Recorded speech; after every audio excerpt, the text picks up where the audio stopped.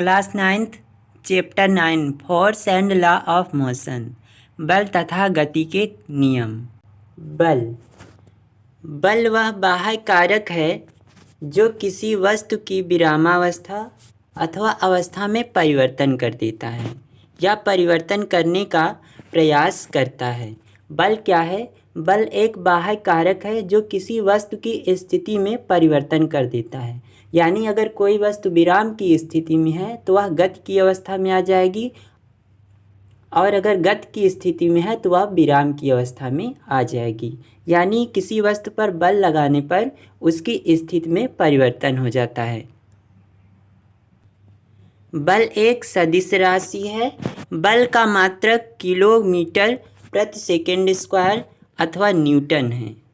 बल क्या है? बल एक सदिश राशि है। सदिश राशि क्या होता है? ऐसी राशियाँ जिसमें परिमाण एवं दिशा दोनों की आवश्यकता होती है, उन्हें सदिश राशि कहा जाता है।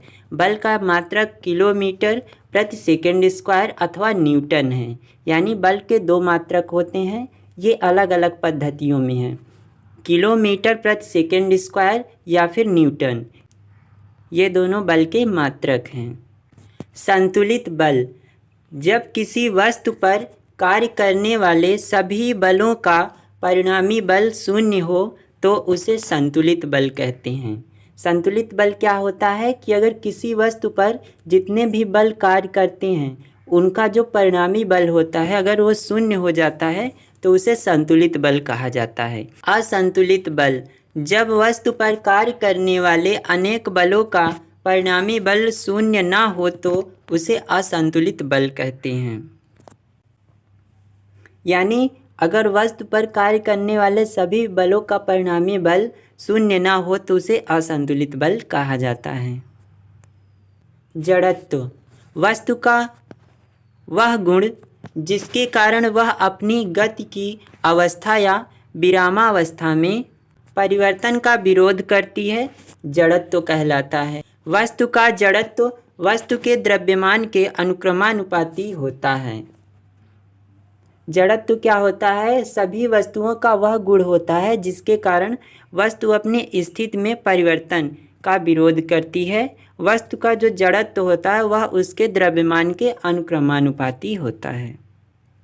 गुरुत्व बल, पृथ्वी प्रत्येक वस्तु को अपनी ओर खींचती है, अतः पृथ्वी वस्तु पर एक बल आरोपित करती है जिसे गुरुत्व बल कहते हैं। उदाहरण के लिए अगर किसी बॉल को ऊपर फेंका जाता है तो वह ऊपर ही क्यों नहीं रह जाता, नीचे क्यों आ जाता है?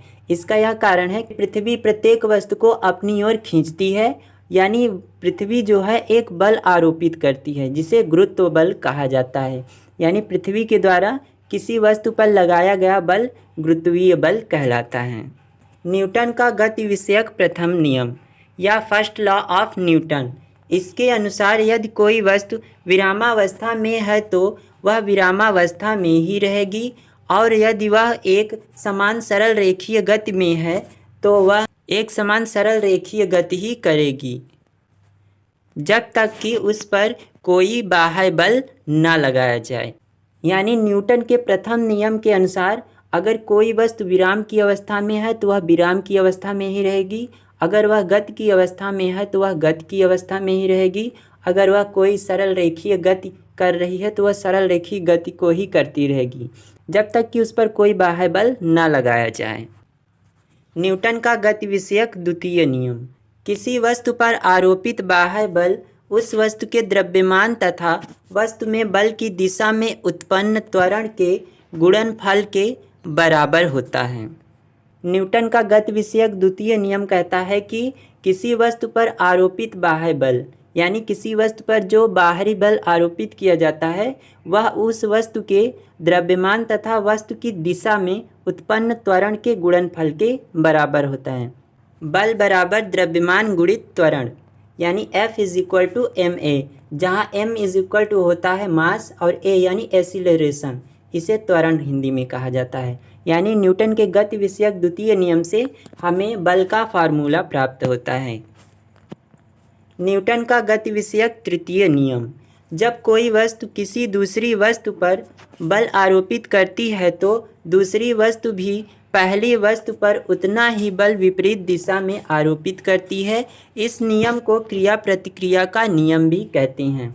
न्यूटन का गति विषयक तृतीय नियम के अनुसार अगर कोई वस्तु किसी दूसरी वस्तु पर बल आरोपित करती है तो दूसरी वस्तु भी पहली वस्तु पर उतना ही बल विपरीत दिशा में यानी उसके विपरीत दिशा में बल आरोपित करती है।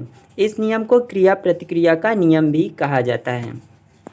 अगर कोई वस्तु दूसरी वस्तु पर बल लगाएगी तो वह वस्तु भी पहली वस्तु पर उतना ही बल लेकिन विपरीत दिशा में लगाएगी। इस नियम को क्रिया प्रतिक्रिया का नियम भी कहा जाता है।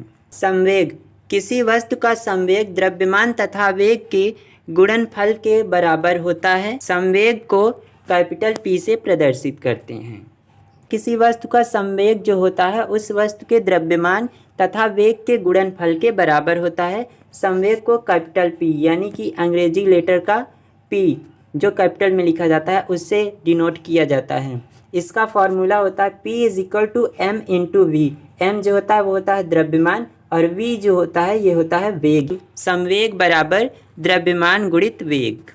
इसका मात्रक होता है किलोमीटर प्रति सेकंड। संवेग एक सदिश राशि है। आवेग, बल तथा समय अंतराल के गुणनफल को बल का आवेग कहते हैं। आवेग यानी बल तथा समय अंतराल के गुणनफल को बल का आवेग कहा जाता है। बल और समय का गुणा कर दिया जाता है तो आवेग प्राप्त हो जाता है। संवेग परिवर्तन का जो फार्मूला होता है m (v - u)। v जो होता है अंतिम वेग होता है और u जो होता है प्रारंभिक वेग होता है। घर्षण, जब कोई वस्तु किसी अन्य वस्तु के पृष्ठ पर खिसकती है या लुढ़कती है तो वस्तु की गति की दिशा के विपरीत एक बल कार्य करता है, इसे घर्षण बल कहते हैं। घर्षण बल क्या होता है कि अगर कोई वस्तु है उसकी पृष्ठ पर अगर कोई वस्तु खिसकती है या लुढ़कती है तो वस्तु के गति की विपरीत दिशा में एक बल कार्य करता है जिसे घर्षण कहा जाता है। किसी पेड़ की शाखा को तीव्रता से हिलाने पर कुछ पत्तियां झड़ जाती हैं, क्यों? ये प्रश्न है। किसी पेड़ की शाखा को तीव्रता से यानी तेजी से हिलाने पर कुछ पत्तियां झड़ जाती है, क्यों? ऐसा क्यों होता है? तो पेड़ की शाखा तथा पत्तियां विराम में रहती हैं। जब शाखा को हिलाते हैं तब शाखा गतिमान हो जाती है तथा पत्तियां स्थिर जड़त्व के कारण विराम अवस्था में रहने की कोशिश करती हैं। पेड़ की शाखा तथा पत्तियां विराम की अवस्था में रहती है। जैसे ही शाखा को हिलाया जाता है तो शाखा तो गतिमान हो जाती है लेकिन जो पत्तियां होती हैं वो विराम की अवस्था में रहने का प्रयास करती हैं जिसके कारण वो पेड़ से अलग हो जाती हैं।